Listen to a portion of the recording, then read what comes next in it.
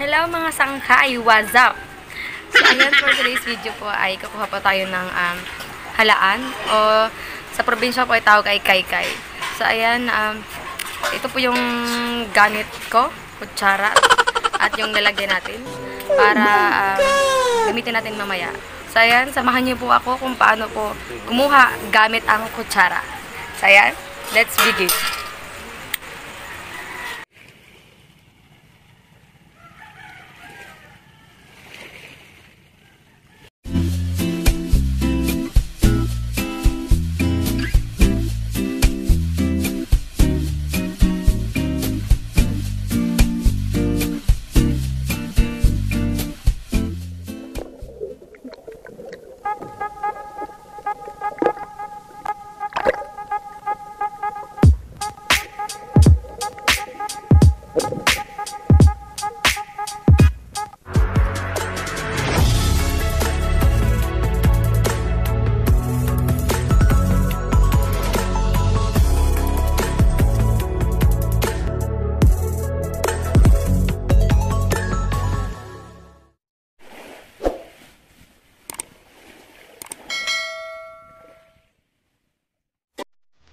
So, ayan mga sangkay, pupuntahan na po natin yung lugar o place kung saan ay makakuha po tayo ng halaan o kaykay. So, ayan, nandito na po tayo. Diba, ang bilis? Ang lapit lang pala.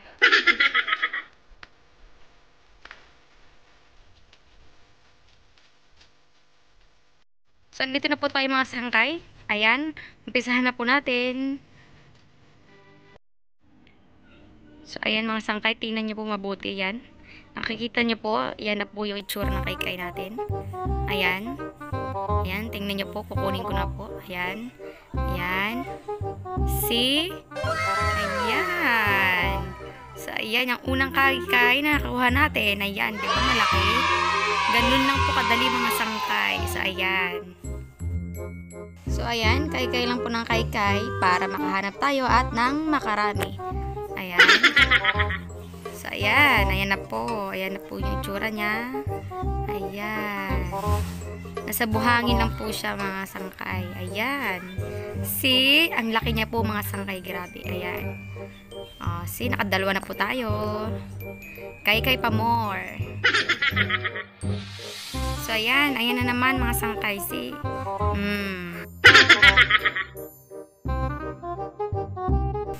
Kaykay. Oh, ang kaykay. Ayan. More kaykay pa. Kaykay. See, ayan na naman. Kaykay. See. Laki ng mga bato. Grabe, masakit sa kamay. Tiyaga lang. Kaykay pa. Kaykay pa more. Ayan. Kaykay. Kaykay na yan. See? Oh, nalaglag pa. So, ayan mga sangkay. Hindi lang po ako yung nangaykay. May mga kasama rin po ako. Pati mga bata po nangaykay na rin. So, ayan. Depende lang po yan. Lalo na po, pag season po talaga ng kaykay, mas marami pa po talaga ang magkaka-interest ng mga kaykay. Kasi pantawid na po talaga siya ng ulam. Lalo po mahirap po ngayon yung ulam kasi masama yung panahon. Ayan. Nakakarami na po tayo. Mamaya lang po mas marami pa po yan. Mamaya lang po konti. So ayan, tiyagaan lang po talaga sa pangaykay. Ayan.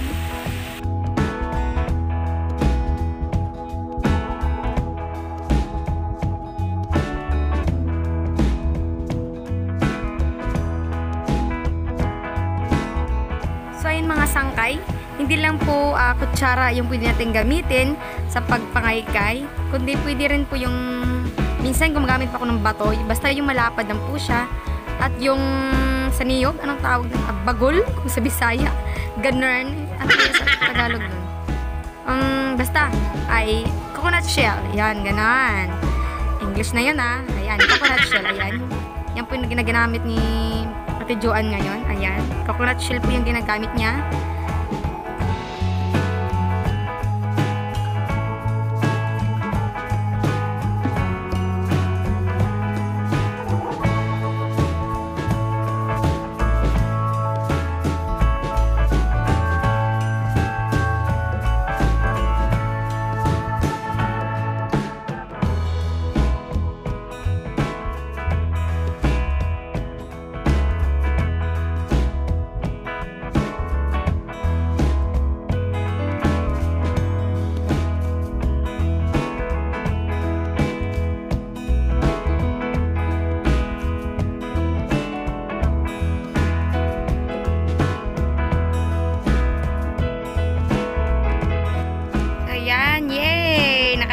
po tayo mga sangkay. Keep on kay pa. Yay!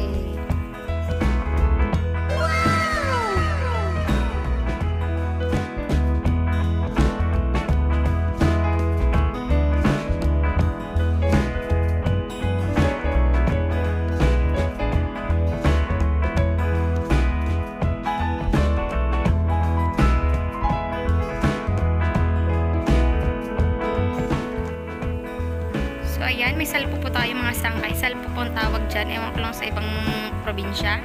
Nakakain po yan siya. Masarap po yan siya kinilaw mga sangkay. Malinis po siya. Buhangin lang po kinakain niya. Ayan. Mahilig po ang tatay ko niyan. So, ayan mga sangkay. Hinugasan na po natin yung kaykay para maalis po yung mga buhangin na nakadikit at yung mga kinain ng kaykay natin na kinuha kanina. So, ayan. Kailangan hugasan na mabuti. So, ayan mga sangkay, binabad po natin yung mga kaykay. Overnight po natin siyang ibababad kasi para niya po ilabas lahat ng kinain niyang buhangin. At lahat ng mga natirang buhangin na nakadikit sa kanya para kinabukasan po ay malinis na po talaga siya at walang bahid ng buhangin. So, ayan.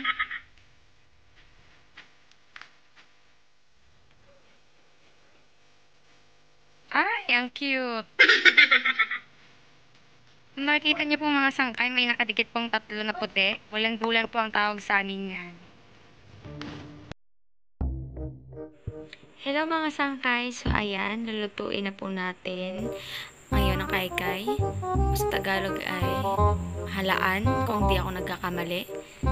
So ayan, nakaprepare na po siya at lulutuin na po natin siya. Papakita ko po sa inyo ang mga sangkap nito kasi ginatang kaykay po siya. Pwede rin naman pong lutuin siya ng ginisang kaykay o halaan. Pinili lang po namin ang ginatang kaykay kasi matagal na po kaming hindi nakakapagsabaw ng gata. So, ayan. Let's begin.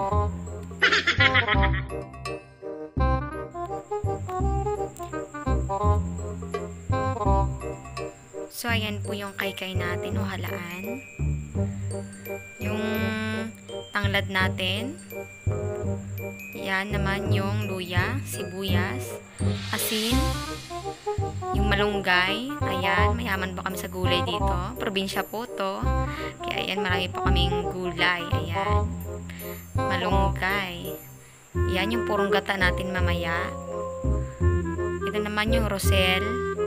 At ito naman yung talbos ng kamote. So ayan, marami tayong gulay mga sangkay. The more, the merrier. So, ayan yung unang gata natin.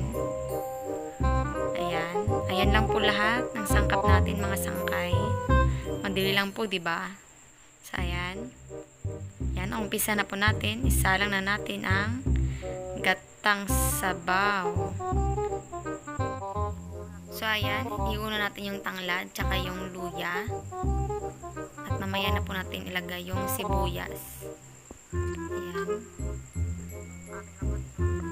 So, ayan mga sangkay, kumulo na po yung sabaw natin. Lagyan na po natin yung malunggay natin. Unahin po natin yung malunggay kasi mas matagal po siyang maluto kaysa sa mga ibang gulay natin. So, ayan. Haluin po natin para mabilis po siyang maluto. At hindi po mamuo yung ginataang sabaw natin. Ayan. Halo-halo. So, ayan, isusunod na po natin yung natalbos ng kamote. Ayan. Haluin rin po natin para maluto rin po siya. So, ayan, sunod po yung rosel. Ito po yung yung dahon na namumulaklak po siya na may parang mga nunal-nunal. Ayan po yun, kung alam niyo po. So, ayan, kumulo na po siya. Ayan, lagyan na po natin yung purong gata. Ayan. Ayan, pag kumulo na po siya, lalagyan na po natin yung kaykay o halaan natin. So, ayan. Yan yung bulang-bulan natin kanina. Yan. Masarap po yan, mga sangkay. Y'all gon' make me lose my mind. Up in here, up.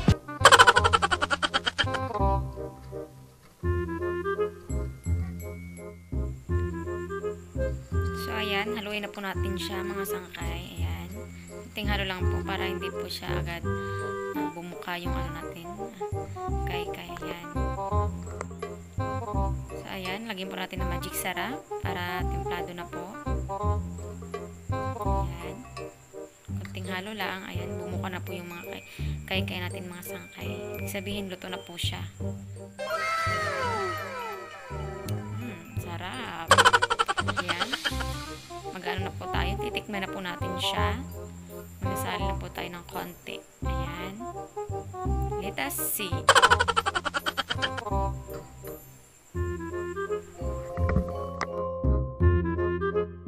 So, ayan mga sangkay. Titikman na po natin yung luto natin.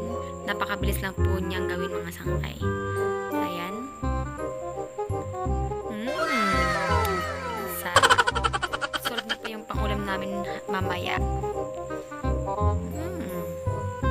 Sarap talaga mga sangkay.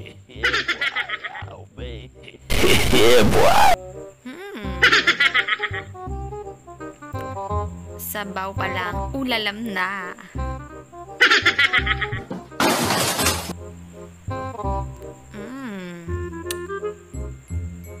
Approve, sarap. Yay! Kainan na!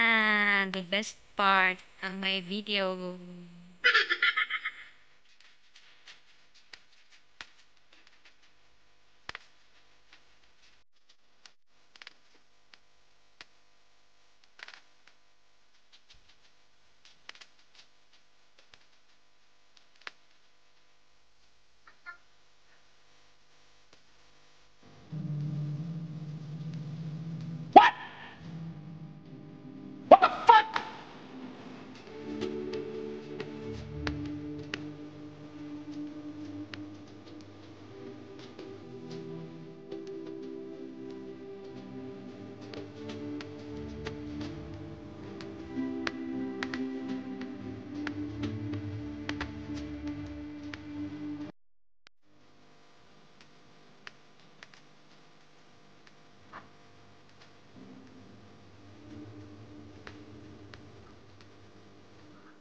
So, yun mga sangkay, hanggang dito na lang po yung video natin. Sana po nag-enjoy po kayo at natakam din po kayo sa niluto ko. Yan po mga sangkay. Hanggang dito na lang po. See you po on my next video. Bye-bye!